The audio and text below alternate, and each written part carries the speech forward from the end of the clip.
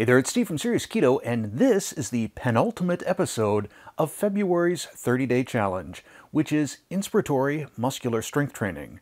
It's also the first video in all of my videos where I've used the word penultimate. Now twice. So I'm going to start off with my blood pressure stats. If you recall, my January baseline, so this is my average for the entire month, was 126/88. By the episode that I had done last week, my average was down to 117/81. Now this past week, this most recent week, it's gone up just slightly to 120/82. And I think that's probably due to the fact that I've been drinking a fair amount of coffee over the course of the last week. So to test that theory out, for this next week, this final week of the 30-Day Challenge, I will not be drinking any coffee. One of the other interesting things that I need to test out is it seems like whenever I have my Apple Watch on, I get a higher blood pressure reading. And I don't know if this is just, if it's constricting my blood flow just enough in my arm. I don't know, but it's worth a test. And it's worth a test too if you have a watch or something on and are taking your blood pressure. Try it with the watch on and with the watch off and see if you see any difference. And if you do, please let me know down in the comments below. In terms of my device itself, I've been kind of holding at a spot in between 2 and 3.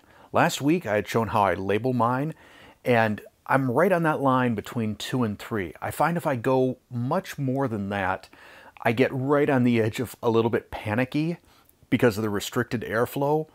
Hopefully I can continue to boost the strength on that, and I'm going to really try and test myself with that over the course of this final week. Another interesting thing that I've noticed, and it goes back to my watch here, is watching my heart rate as I'm doing my 10 to 15 minutes of inspiratory muscular strength training.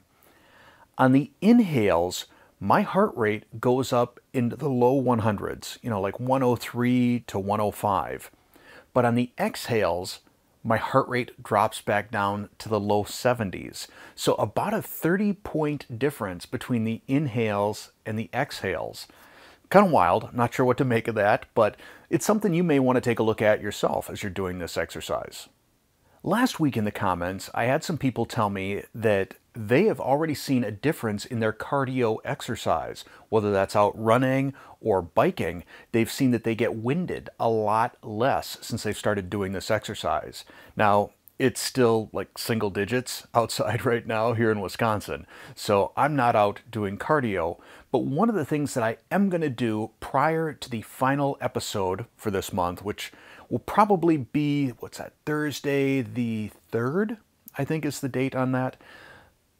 Prior to that, I'm going to try doing the Wim Hof breathing, which I haven't done in 6 months or more.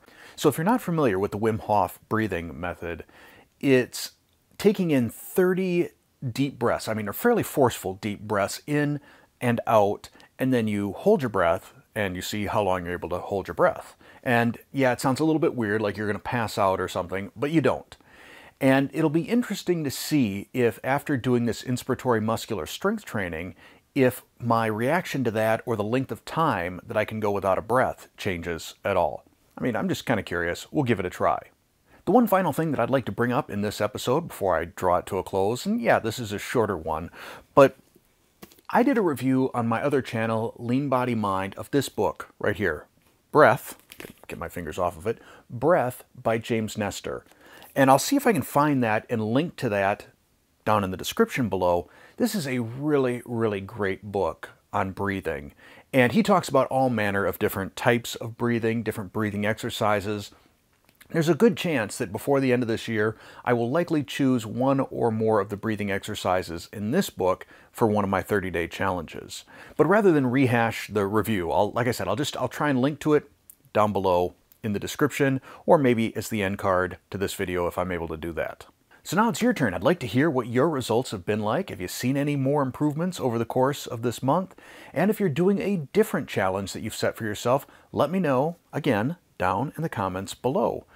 Aside from that, the next video that we're going to have in this series will be me kicking off the planking challenge for March, and then a couple days later I will do the summary / wrap up on the inspiratory muscular strength training and let you know if this is something that I feel is worth incorporating into my daily ritual. So that's it for this one.